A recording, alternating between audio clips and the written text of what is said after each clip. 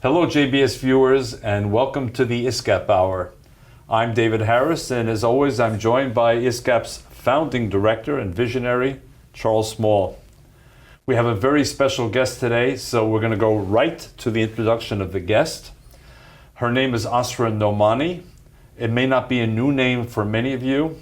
You might recall that she worked for the Wall Street Journal, and perhaps her closest friend and colleague at the Wall Street Journal was Daniel Pearl, the same Daniel Pearl who was seized and murdered in Karachi, Pakistan. And Asra has kept his memory alive and has worked to preserve the lessons and the impact of that tragic day. She's also an author. She's been a visiting professor at distinguished universities. She has a lot to say as a Muslim-born feminist who lives in the United States today, and we're delighted to have her as our guest on the ISGAP Hour. Asra, welcome. Thank you so much, Charles and David. It's such an honor to be with you. I've so admired your work for so long. Asra, there is so much for us to talk about, and our challenge is going to be to how to cram it into the limited time we have.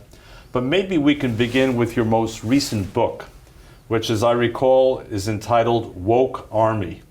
And it speaks about this bizarre but important to understand red-green alliance. If you have a copy of the book, please show our viewers so they might be able to pick it up on Amazon or elsewhere. And maybe you can begin by talking to us about why this book, why it mattered when it was published 2 years ago, and why it matters today as we meet in June 2025. Yeah, thank you so much for having me speak to you and also for hearkening back to the story of Dear Danny. 23 years ago, our friend Danny Pearl was taken off the streets of Karachi, Pakistan, as many people know, and he was held in a compound in the outskirts of Karachi. We searched for Danny for weeks. What we learned later was that days after Danny had been kidnapped, the men who arrived at that compound arrived with two weapons. One was a camera, and the second was a knife. And before they took that knife to Danny's neck, they put that camera in front of him, and they had him declare his Jewish identity, so that among his last words were those words that many people may know: my father is Jewish, my mother is Jewish, I am Jewish.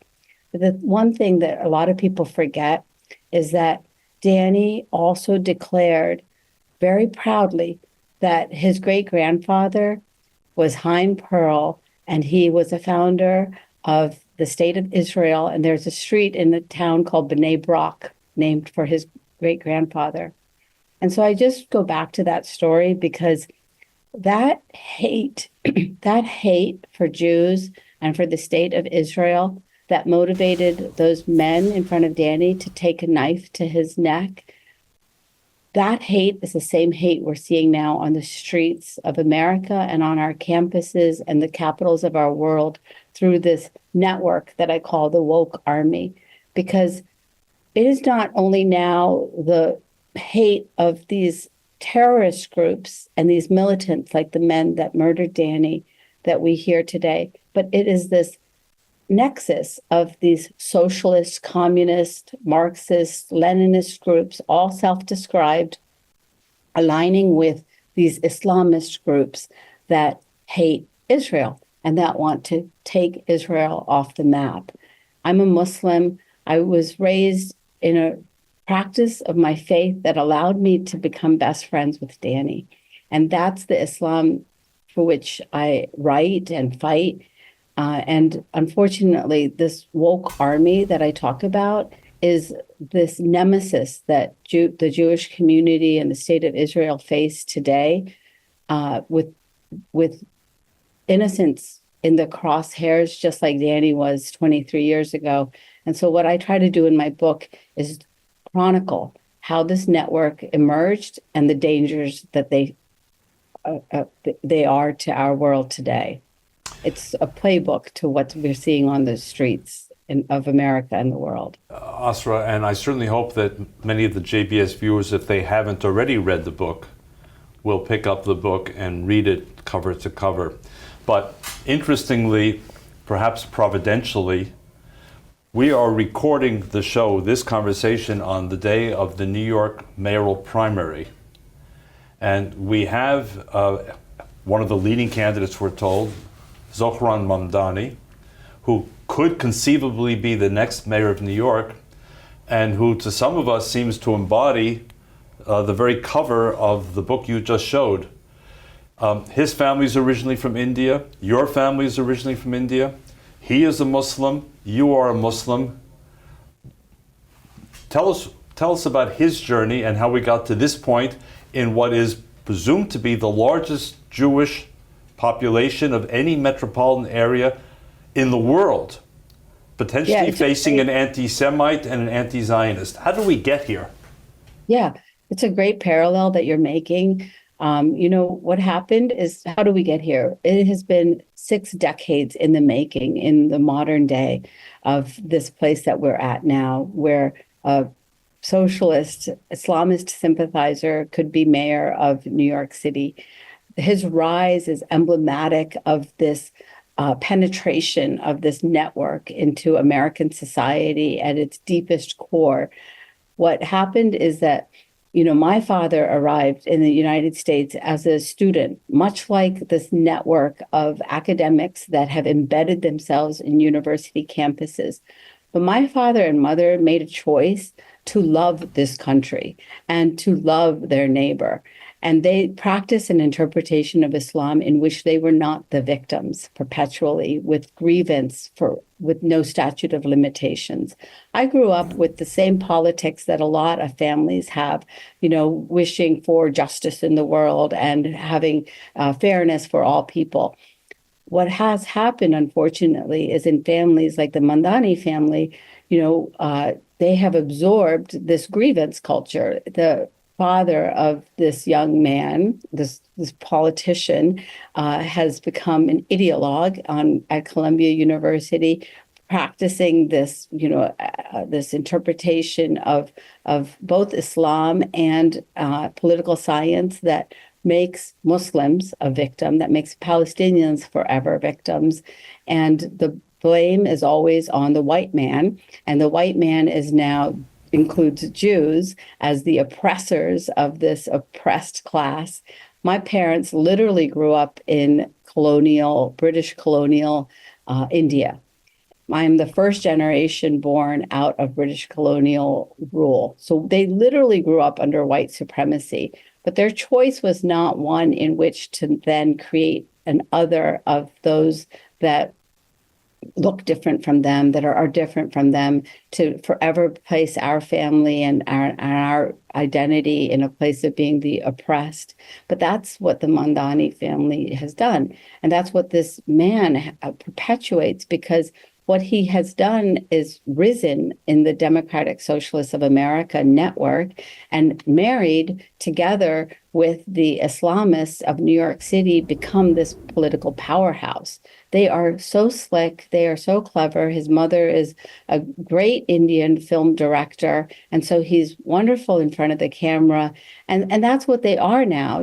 They have these incredible scripts, incredible propaganda. And that's what I study, because if we don't inoculate the world to their propaganda, we will have cities from New York City to London and elsewhere taken over by these ideologues who do not have individual liberties or free enterprise as priorities for themselves. They want to destroy the systems that we currently have in order to bring in their worldview that is aligned with really socially unjust systems. That is really what we have seen in the actual practice of socialism and communism and Marxism and Leninism, and Islamism, all these isms that are all about identity politics and sectarianism. That's the identity politics and sectarianism that murdered my friend Danny Pearl. That's why for these last 23 years, I've been working so hard to educate and investigate these networks, to educate Americans and the world and investigate these networks, because this Asra Nomani, he is the manifestation of this network in American politics, and it will only increase if people don't open their eyes.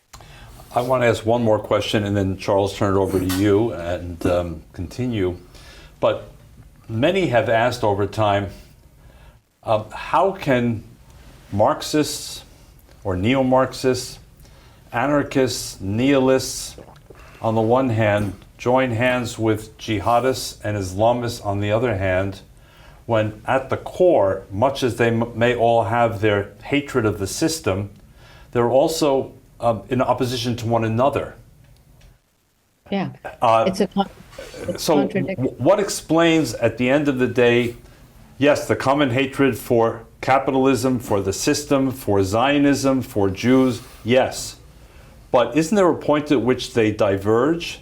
And how do they manage the divergence within this red-green alliance that you talk about? Yeah, there is a contradiction, and it, belies common sense that they are together, but they are united in this common hate that they have for capitalism and Zionism. They want to destroy these systems, and they are connected right now. I just have a couple illustrations that I just want to show, because this captures the Red-Green Alliance. This is a group that is the Islamist side, the U.S. Palestinian Community Network. In this case, this poster is one that I pulled literally from the streets of Chicago when they were protesting the Democratic National Committee. And they say here, stand with Palestine. Both Democrats and Republicans have blood on their hands, and U.S. aid to Israel. I interviewed the man who started this organization, and he is not only Muslim and an Islamist sympathizer, but he is socialist. And they want that kind of system that is consistent with both those values.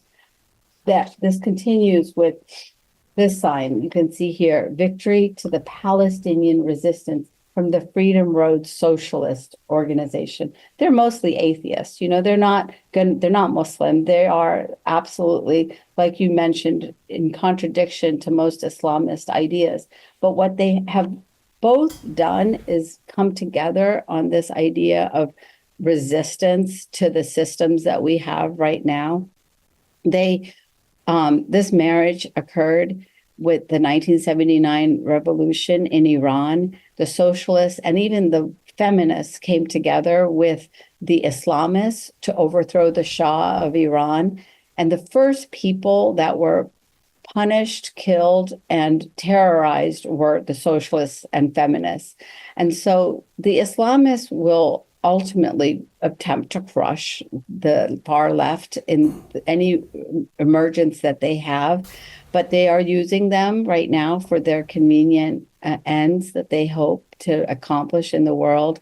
It's about supremacy, and that's why anybody with common sense and a sense of human rights and democracy should resist this network, because these are people who are about domination and tyranny. And that's where I think that they are also ideologically connected.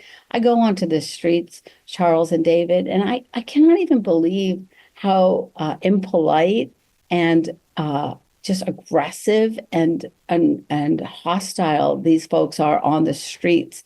We have seen now them manifest into political violence with the murder of the two Israeli embassy officials in Washington, D.C., and the Molotov cocktails in Boulder, Colorado.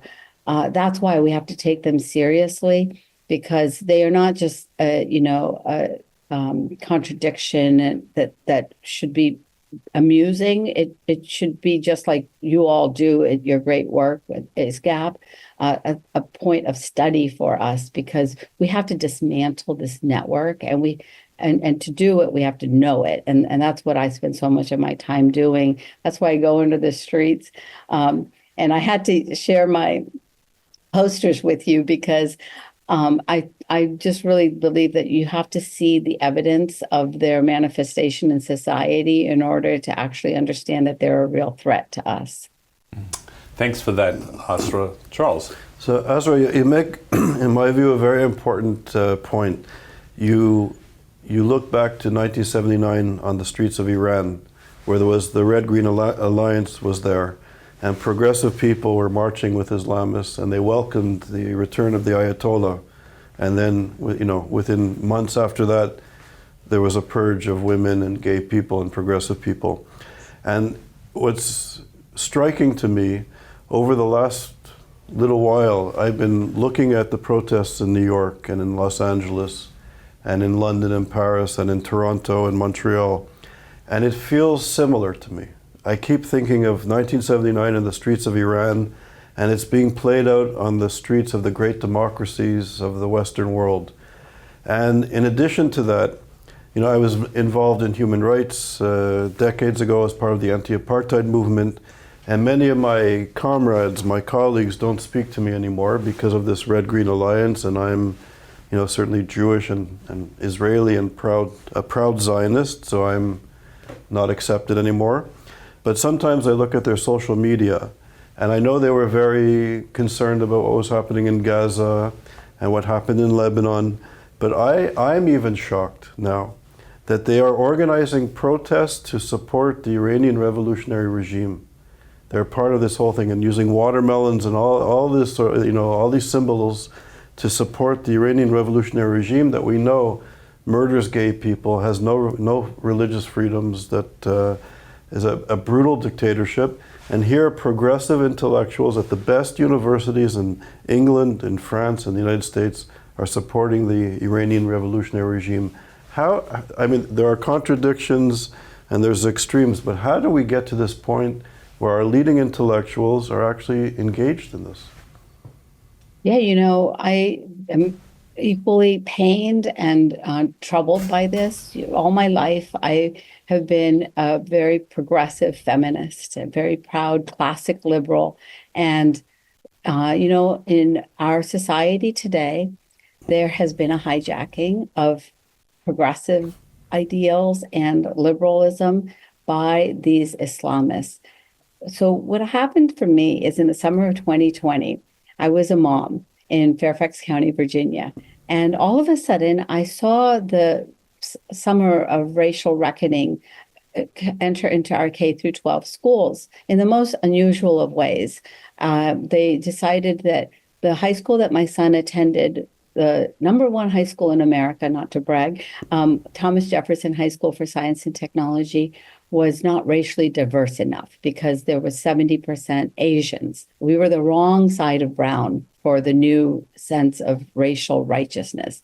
And so they removed the merit education test, the admissions test to the school. So this was my entry point into this phenomena that people now understand better. But my friend of mine told me there's 3 words you have to understand, Asra: critical race theory. And I was like, okay, he had gone to Harvard Law School under this professor, academic Derek Bell, who coined that approach. So that summer, I took the reporting that I had been doing for 20 years on this unholy alliance between the leftists and the Islamists, and I started adding this layer of critical race theory to understand whether there was an intersection with the way that Islamists had embedded themselves in the far left culture and in academia. And Charles, I found it. I found that, in fact, what had happened is that these Islamists, they have completely illiberal ideas, but they had to enter into liberal lexicon in a way that they would gain value.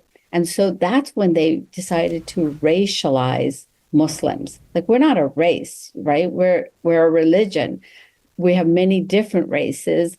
And what they did is they made us a race, and they made us a minority that was an oppressed class, so that anytime, this is where people are going to understand what we're talking about, anytime after the rise of the Islamic State that there was any discussion about Islamic extremism, we would be censored in talking about the Islam in Islamic State. I saw this happening, through these last years. And that's when I realized that they had made a very strategic effort through the network that's called the Organization of Islamic Cooperation, a mini UN for the Muslim countries, to use the term of Islamophobia to end up creating victims out of Muslims. And so how did we get to this point where people cannot talk about Hamas as a terrorist group or the 9/11 hijackers as terrorists? It happened because with the incredible documentation that you've done at Georgetown University and at other institutions like UC Berkeley, Harvard, Columbia, foreign funding has arrived to help build up these academic programs that make victims out of Muslims, make victims out of the Muslim Brotherhood and Hamas and all of these, real tyrannical entities, so that the progressives decide that we are this oppressed class and that these tyrants are an oppressed class that must be aligned with, celebrated, protected. And that's how you end up on Sunday. I was in front of the White House. I was at one of these protests where the feminists were now protesting for the Islamic Republic of Iran. And you can't even believe my shock when I saw on one of the pendants the upside down triangle that is the red triangle that is the symbol of Hamas when they want to identify a target. And so they had now absorbed not only what I call the sartorial propaganda of Hamas with the black and white scarf of the keffiyeh, but also the actual targeting symbol that Hamas uses in order to protect tyrants and terrorists. And it has been an incredible, clever hijacking of people's brains, using empathy to end up turning off cognitive thinking that would document, and cause people to think about this contradiction of supporting Muslim supremacists who want to kill gays and any woman who sits like I do with, the wind in my hair. So this is, the brains have been hijacked of so many progressives and well-intentioned people, so that their prefrontal cortex is not firing on all pistons, and they can see these contradictions themselves. And that's why we have to keep doing our work, because we can see very clearly that the end game is the destruction of people and human rights. And so while we face these walls, we have to, I think, keep working hard to overcome that disconnect that people have with common sense. Asra, I'm suspecting that some JBS viewers want to ask, it's late in the day to confront these issues. In some Western societies, is it too late in the day?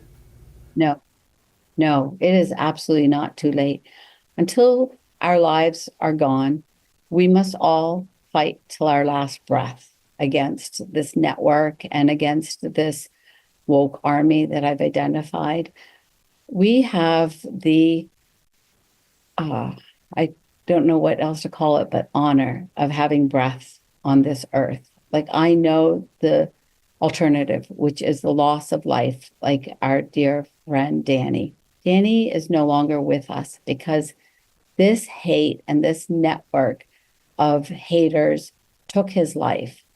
And so we have a sacred duty, I believe, for all of us to stand up in our communities in whichever way that we can empower ourselves, whether it's through our voice, through our thoughts, through our writing, through our feet, through our votes, to challenge them. And always, hold as our North Star those incredible values that we know are most important, that there is no hierarchy of human value, that all people are to be treated equally, and that we are to live with kindness for our neighbor. These are such simple ideas, but completely belied on the streets and in international politics when it comes to Jews and the state of Israel. And so that's what I know in my heart will be, my own efforts till my last breath, because, Danny left with me this sacred duty. We call it in Arabic our farz, our duty, and I hope that everybody will feel it in their hearts also, because nobody is safe, and ultimately we must all be like shade for each other. Asra, that's beautiful, and I think Charles and I would, sign up to that manifesto in a heartbeat. But let's talk practically. What's happened, it seems, in countries like Britain, Canada, Australia, increasingly the United States, is a sharp political division between center-right and center-left around these issues. ISGAP organized, Charles, about a month or so ago, an all-day program, a closed-door program in the U.S. Congress on the Muslim Brotherhood, for example. We never saw this as a partisan issue, to the contrary. But we learned, actually, from a Democrat attending the closed-door session, that there have been 9 attempts in the last decade or so to ban the Muslim Brotherhood in the United States. And Charles, if I recall correctly, 9 separate times they could not find one Democratic co-sponsor. So are we destined now to see the issues you're talking about, which should unite us as Americans, as Democrats with a small d, as human beings? Are we now having to choose sides in the partisan battles because one side has already made its choice? I'm happy to say, just as a footnote to before you respond, Asra, that in the last few weeks, both Republicans and Democrats are interested in pushing bills on the Muslim Brotherhood, on designating the Muslim Brotherhood as a terror organization in the United States. So there is some movement on both sides of the aisle, thankfully. There are a couple, but there's still, Charles, I think it's fair to say there's still a big gap, and the question is, can we bring them together and define these as American issues that should unite us? Or are we destined to find that one side is pulling in one direction towards Dearborn and Patterson and an epic city in Texas, and the other side is pulling in the other direction? How do we manage this practically? Well, the way that I've tried to do it over these last 2 decades is, first, I've tried to identify what the problem is. And so this is what ISGAP is so good at doing, and it's so great at doing also. So I created this journalism initiative that I call the Pearl Project.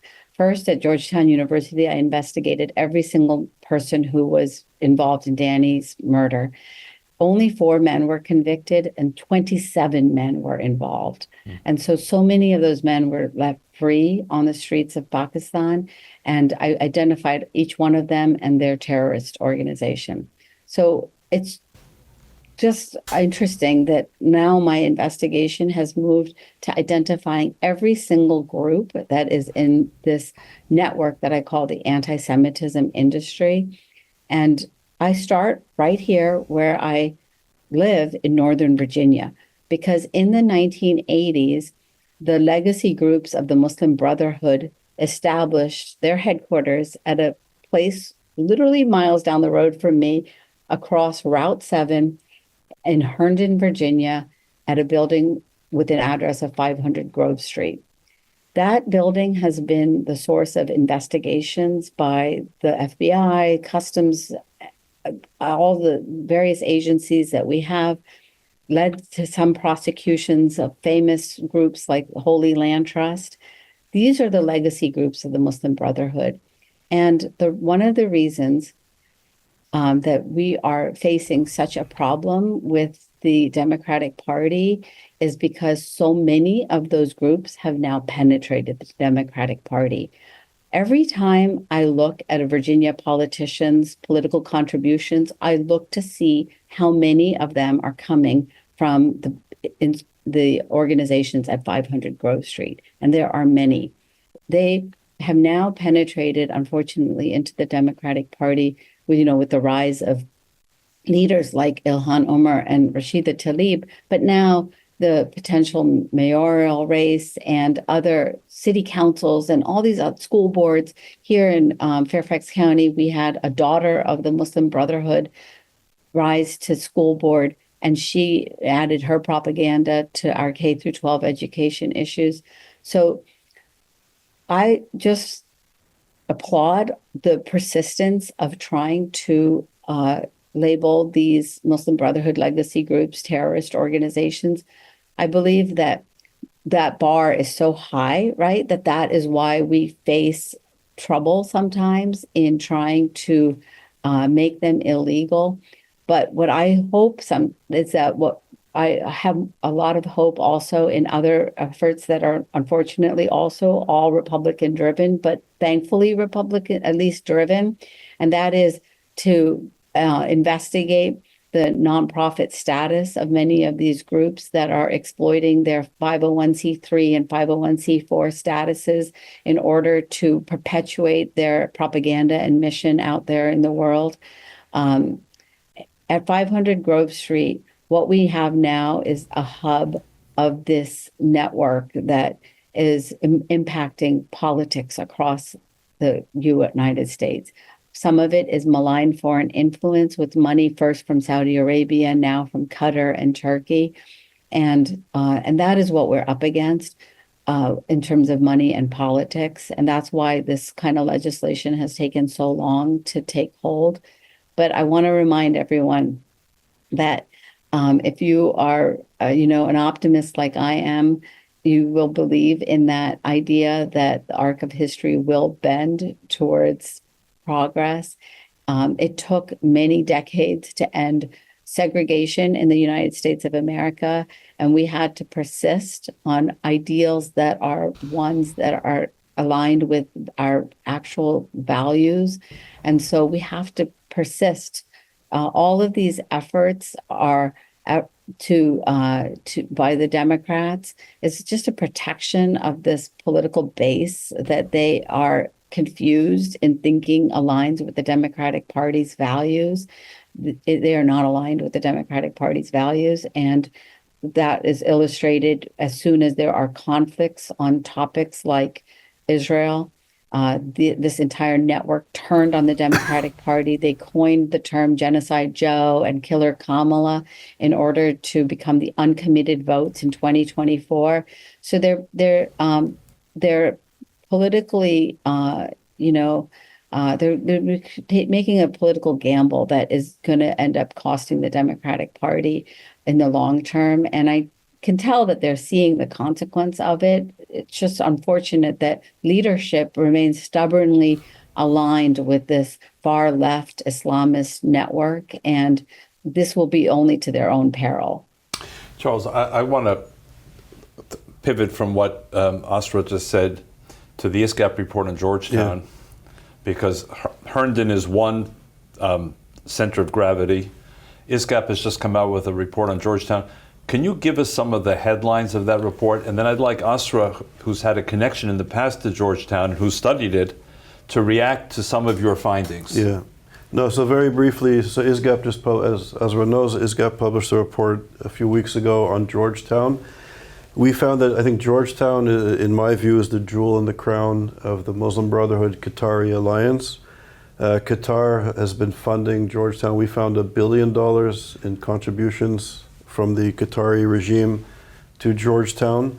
For our viewers, it's important to note that the Qatari regime has a bay'ah, a spiritual oath to the Muslim Brotherhood. They follow all the religious edicts and rulings and fatwas of the Brotherhood. Yosef Kawadawi, who was a spiritual head of the Brotherhood, famously used to preach that the true believer, the true Muslim, would be obligated to complete the work of Hitler. So this is the ideology. It's to move Israel away from the United States and Western democratic countries, to isolate and destroy it, and then to use anti-Semitism to weaken and fragment the great Satan, the United States. So we found that there's now entering into two generations, the second generation of Muslim Brotherhood intellectuals at Georgetown. So they're influencing the academic discourse at Georgetown and beyond. Georgetown is such an important university, and what happens there is disseminated to other universities. They're training professors there. And what's also alarming is that Georgetown has one of the foremost diplomatic training programs in the United States, if not the world. So young Americans and also foreigners are learning in this environment of the Red-Green Alliance, and they're entering into the State Department, but also into security forces in the United States. So the entryism out of Georgetown is very alarming. So based on our findings, and I know you looked at the report, and based on your research, for the viewers, can you describe what you think is happening at Georgetown and the implications of it? Yeah, I was thrilled to see your report. It is so important to name names, and that's exactly what ISGAP did in this report. It's perfect to describe him as the crown jewel of this penetration of Qatar money and Islamist money in the United States. I call these systems beachheads. Like, these are beachheads where the Islamists have now established a actual place to infiltrate America. They are, I taught there. I taught journalism there. I led the Pearl Project there. We investigated Danny's murder there, and I heard it. I saw it. It's the Center for Muslim Christian Understanding. Exactly. That is the hub for a lot of this ideological warfare. And what is important is to connect the dots that, in the 80s, these Muslim brothers, as I call them, established their hub at 500 Grove Street in Herndon, Virginia. And then years later, it was money that flowed from their International Institute of Islamic Thought to Georgetown, and through this director, John Esposito, to create the Bin Talal Center for Muslim Christian Understanding. And then when he ran out of money and he had to, find more money, he has gone to Qatar. And so who are these generations now that are being groomed there? They are our State Department officials. They are our foreign policy experts. And it's disturbing. Just this week, Jonathan Brown, the new heir to this empire at Georgetown, posted a tweet in which he wished that Iran would strike at a base, a U.S. military base, in retaliation for America's military action. And then hours later, by chance, Iran did strike at the military base in Qatar. Well, Jonathan Brown is a familiar name to so many of us in the Muslim community because he's a convert who wants to always out-Muslim the Muslim with how extreme he is. He's sanctioned sexual slavery. He's so illiberal in his ideas. And it's like, it is, to me, just so heartbreaking that Georgetown, a place that has pioneered the idea of Catholic liberation theology and social justice, would be home to Islamists who are so sick in their interpretation of Islam that they, want to kill others who are not practicing their interpretation of Islam.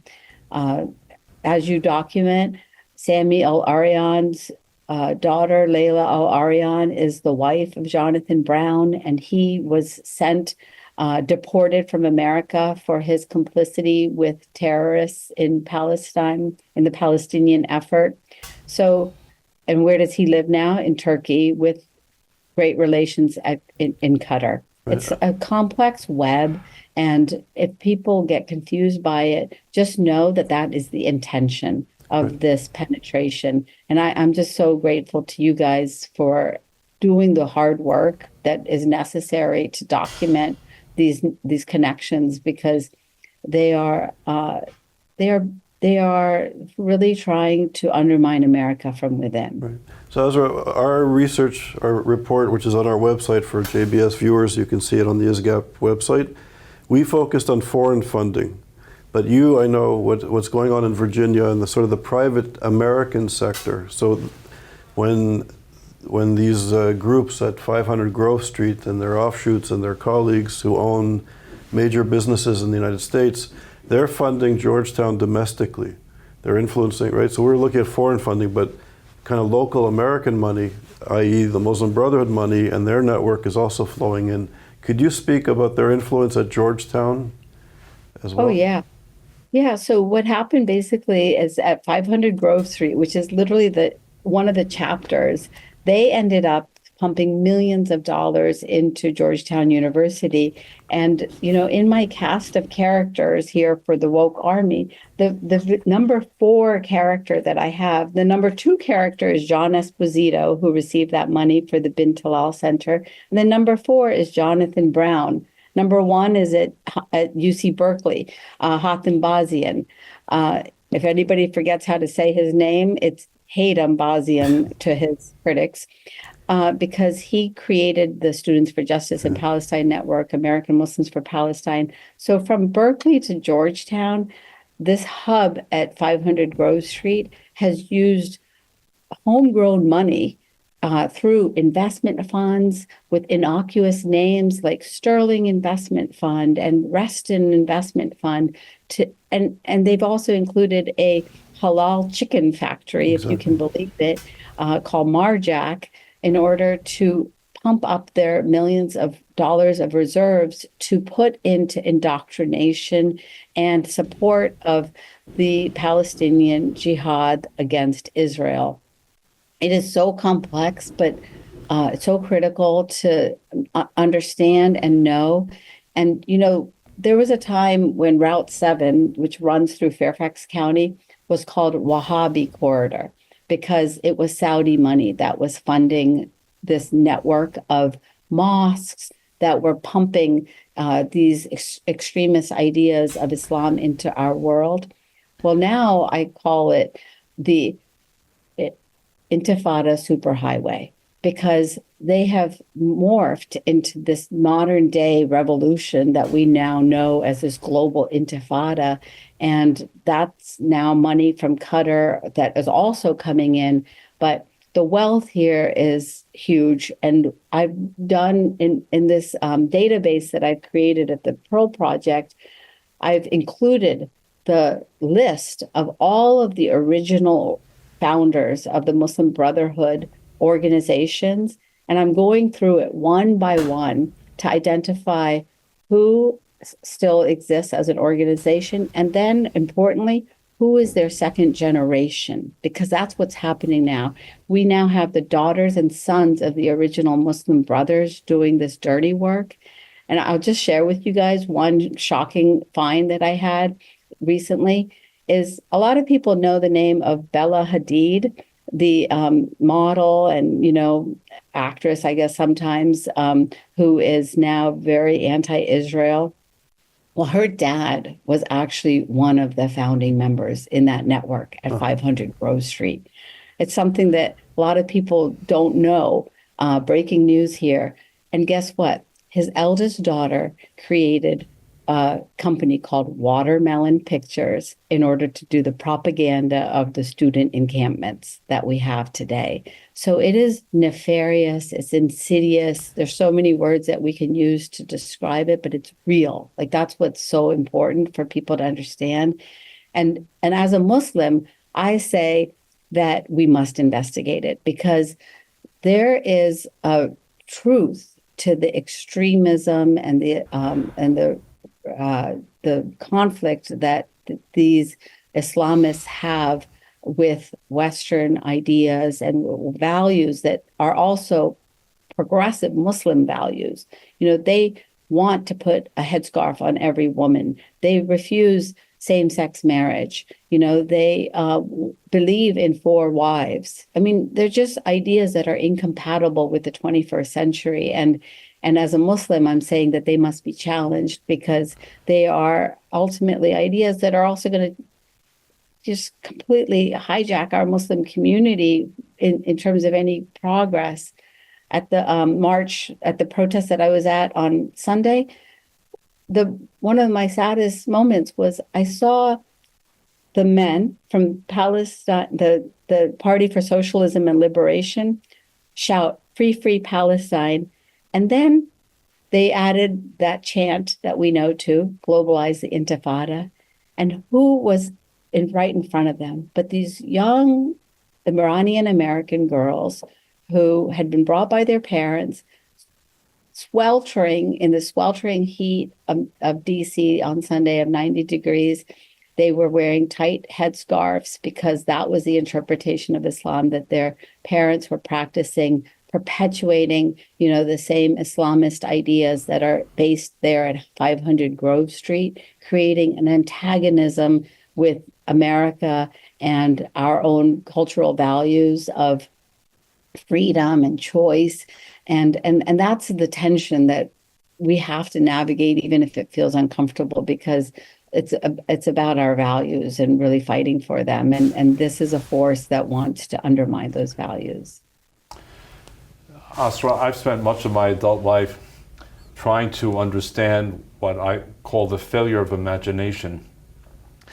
In the 1920s and 30s, leading up to the Second World War in Europe, leading up to the Holocaust, otherwise intelligent, educated, credentialed people in sectors of American society, British and French society, all of whom, even when presented with the facts, failed to accept or acknowledge or confront the facts about the rise of Hitler, the agenda of the Nazi Party, or their determination to implement what was written in Mein Kampf.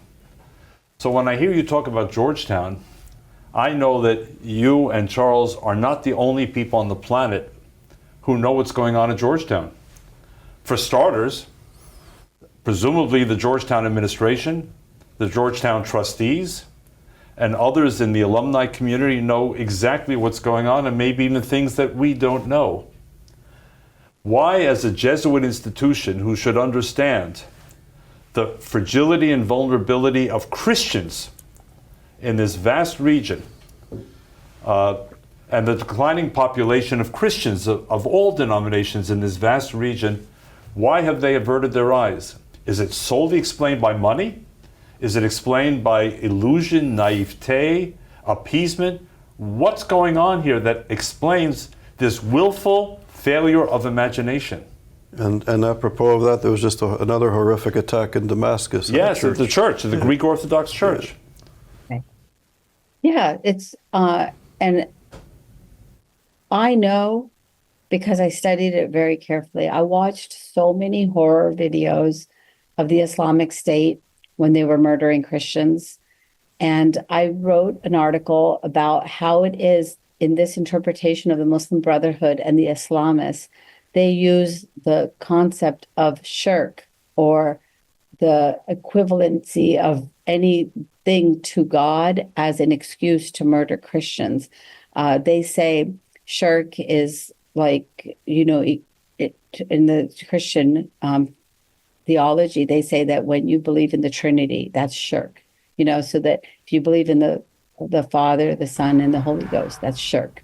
And that these mushrikeen are fair targets then. That's kind of excuse that was used to murder Danny. And so there will always be excuses like that for people with regressive supremacist ideas. And for Georgetown to be aligned with them is so disturbing.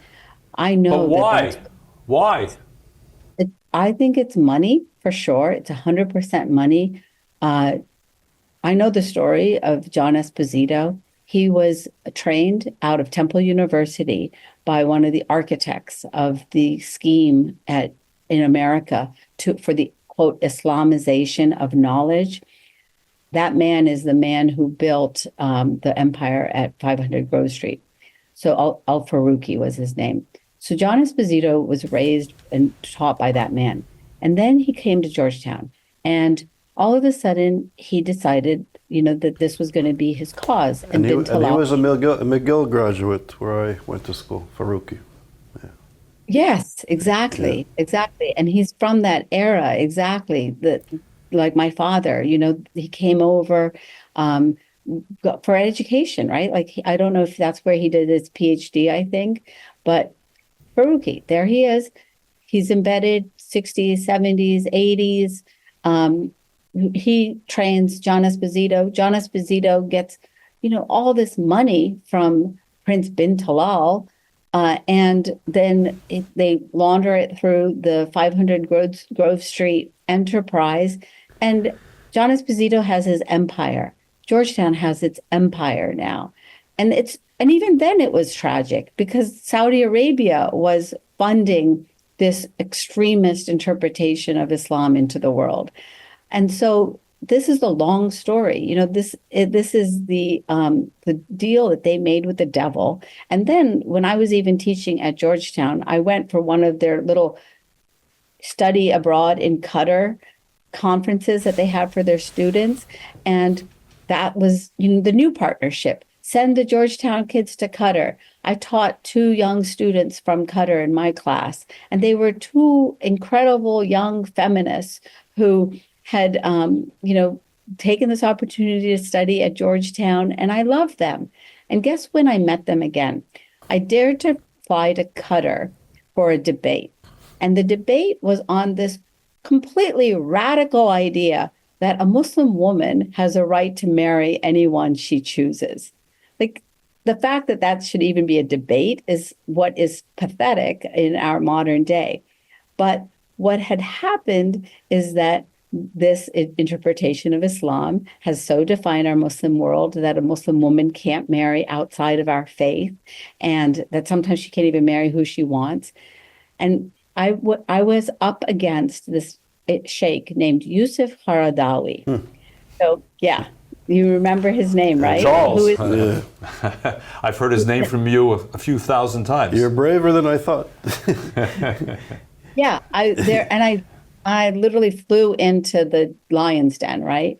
So Qaradawi, if folks don't remember him or know him, he is the ideologue behind this Epic City homeowners association that's going to be like a little Muslim Mecca in Texas. And he is a man who practices the very strict interpretation of Islam that is preached by the Muslim Brotherhood, the Salafi network, like whatever name you put on it. And there I debated him. Well, I didn't know how it was going to go. The audience votes. But guess who was in the audience? My 2 young students who I had taught. And those young kids voted for my side. They voted that, yes, a Muslim woman has a right to marry anyone she wants. And in that moment, then I was able to stand up against this regressive interpretation of the Brotherhood and the Islamist empire. And it was the young people who voted with me. But that is the ideology that Georgetown has gotten in bed with. This regressive idea that is so counter to Catholic Jesuit tradition. Even the notion, the Jesuit tradition, pioneered the idea of critical thinking, right, as a concept. But that term in Islam is called ijtihad. And these Muslim Brotherhood entities are completely enemies of ijtihad. They don't want us to have critical thinking. They don't want us to debate ideas.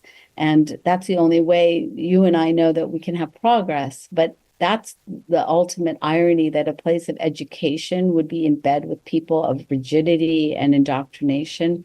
And so money. And then the second thing that I also think has happened very cleverly is that they have, again, like I was mentioning before, presented Muslims as this minority group that must be protected, including their supremacist Islamist network. And one of the ideas that they have fooled both the Obama administration and university centers into believing is that the Islamists are the solution for coexistence in the world with Jews and Christians. That the Islamists are the most democratic force in our Muslim community. But ultimately, that's just a con game. It's gaslighting, and it's. Asra, very briefly, why do you think the Obama administration and Obama himself? It's going to have to be very brief, Charles, because we really are running out of time. Yeah. Why do you think the Obama administration and Obama himself went down this path where he really perceived the Muslim Brotherhood as part of a progressive engagement? As the bridge with the West. Yeah. Well, I documented it in the book because I went into the old executive office building where I saw President Obama at this Muslim summit. And what had happened is that this network of organizations had convinced him, just as David had said just now, that they would be the bridge to the Muslim world. And he surrendered his actual liberal values by getting into that bed with them. And we can now see the consequence almost 20 years later of the devastation it has done to the core values of the Democratic Party. That's when I saw clearly the devastating path that the Democratic Party was on, because President Obama went in his first international address to Cairo, and in the front rows was the Muslim Brotherhood. Yeah. And do you think this is, I know we have like 20 seconds. Do you think that this was the beginning of the Red-Green Alliance in the United States of America? That was the beginning of its penetration into the White House, but it had begun 6 decades ago with the arrival of these Muslim brothers and their intersection with the civil rights movement. They just sabotaged so many of our progressive communities in order to further their cause. Right. Go ahead, David. And Charles, I think we've had a sneak preview in the UK, where all of us have had connections, and we had insight into coming attractions in the United States, and lo and behold, they're here. 15 seconds, Asra, if possible. You've been a reformist Muslim for so much of your life. You've written about it, you've spoken about it. Is there reason to hope that the reformist Muslims will grow stronger and ultimately prevail? And I know it's an unfair question to wrap it up, but we really have no time. In these 23 years since poor Danny's murder, what we have seen is that women have won the right to drive in Saudi Arabia. Women can be business owners, and women are asserting themselves as a window into this reform movement in our Muslim societies. There is so much that has advanced, and yet this entity exists that wants to hold on to power. And so we haven't won at all yet. And Israel still and Jews still remain in the crosshairs. And so we have a lot to do. But I do believe ultimately, and it is my life goal, that we will make an Islam of grace the normative interpretation in the world. It has been the arc of history and so many other challenges that we've had that we've been able to realize. And I'm absolutely certain. I will just close with one symbol. There is, one hadith in our Muslim community that says, no angel will enter a home in which a dog lives. Well, I lived a lifetime, without ever having a pet dog in my home. But in recent years, I got a dog. She's since passed away. And my mom and dad loved my little dog, Lily. And when I asked them, what about those, relatives that aren't going to enter our house because the angels won't enter? My mom said, that's fine. I don't want them in. And that's the kind of evolution that every family and community can have, but we just have to keep struggling to make it the best interpretation of Islam that we offer to the world. And on that hopeful, optimistic note, an Islam of grace. Quoting you, Asra Nomani, on behalf of Charles Small and myself, I want to thank you for being our guest on the ISGAP Hour. I think it's been an extraordinary discussion. We've learned a lot. JBS viewers, I hope and trust you agree. Asra Nomani is a voice of eloquence, of courage, and of vision. Read her books, follow her articles, and please join us on the next edition of the ISGAP Hour. For Charles Small and myself, thank you for watching. We'll see you next week.